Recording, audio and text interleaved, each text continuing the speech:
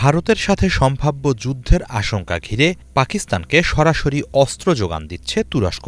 এরই মাঝে অস্ত্রশস্ত্রবাহী অন্তত ৭টি সামরিক বিমান তুরস্ক থেকে পাকিস্তানে পৌঁছেছে। ২৮ এপ্রিল এক প্রতিবেদনে এমনটাই দাবি করেছে প্রভাবশালী ভারতীয় গণমাধ্যম টাইমস অব ইন্ডিয়া। প্রতিবেদনে জানানো হয়, ২৭ এপ্রিল তুরস্কের বিমান বাহিনীর একটি হারকিউলিস 130 কার্গো বিমান করাচিতে অবতরণ করেছে। এতে নানা রকম সামরিক সরঞ্জাম ছিল। তুরস্ক পাকিস্তানকে প্রতিরক্ষা সহায়তা দিচ্ছে, এটি তারই ইঙ্গিত বলে দাবি করেছে টাইমস অব ইন্ডিয়া। এটিকে বৃহত্তর প্রতিরক্ষা সহায়তার অংশ বলে উল্লেখ করেছে তারা। অন্যদিকে ইসলামাবাদের সামরিক ঘাঁটিতে তুরস্কের আরও ৬টি 130 কার্গো বিমান পৌঁছানোর কথা জানিয়েছে টাইমস অব ইন্ডিয়া। সেগুলোতেও সামরিক সরঞ্জাম ছিল বলে দাবি তাদের।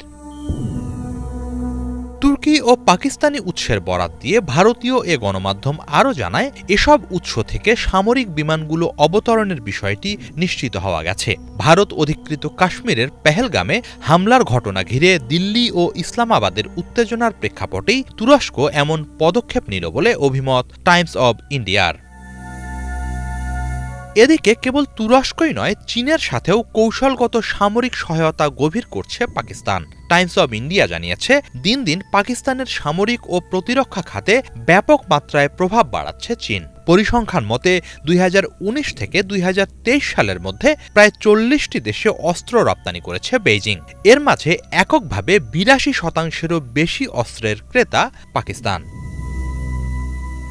এদিকে ভারতের সাথে যুদ্ধ হলে পাকিস্তানের পক্ষে লড়াই করার ঘোষণা দিয়েছে খালিস্তানপন্থী শিখরা। কাশ্মীরে হামলা ঘিরে দিল্লি ইসলামাবাদের চলমান উত্তেজনার মাঝে খালিস্তানপন্থী শিখ জনগোষ্ঠীর নেতা গুরপতওয়ান্ত সিং পান্নু জানিয়েছেন, যুদ্ধ শুরু হলে ২ কোটি শিখ অপ্রতিরোধ্য দেয়াল হয়ে পাকিস্তানের পাশে দাঁড়াবে। পাকিস্তানে হামলার জন্য ভারতীয় কোনো সেনাই পাঞ্জাব পার হওয়ার সুযোগ পাবে না বলে হুঁশিয়ারি দিয়েছেন তিনি।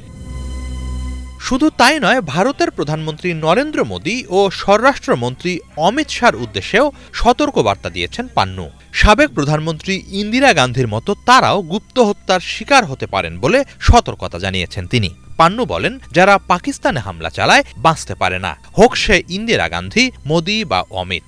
ভারতে শিখদের ওপর নিপীড়নের অভিযোগ তুলে মোদী সহ অন্যান্য রাজনৈতিক নেতাদের আন্তর্জাতিক আইনে বিচারের মুখোমুখি করার হুঁশিয়ারি দিয়েছেন পান্নু। অন্যদিকে কেবল রাজনৈতিক স্বার্থসিদ্ধির উদ্দেশ্যে মোদীর ক্ষমতাসীন বিজেপি সরকার কাশ্মীরে হামলার নাটক সাজিয়েছে বলে দাবি করেছেন খালিস্তানপন্থী এই শিখ নেতা। তার মতে, ভোটের রাজনীতিতে জেতার লক্ষ্যেই পরিকল্পিতভাবে হিন্দুদের মেরেছে হিন্দুত্ববাদী বিজেপি। হিজল জোবায়ের, বাংলাভিশন।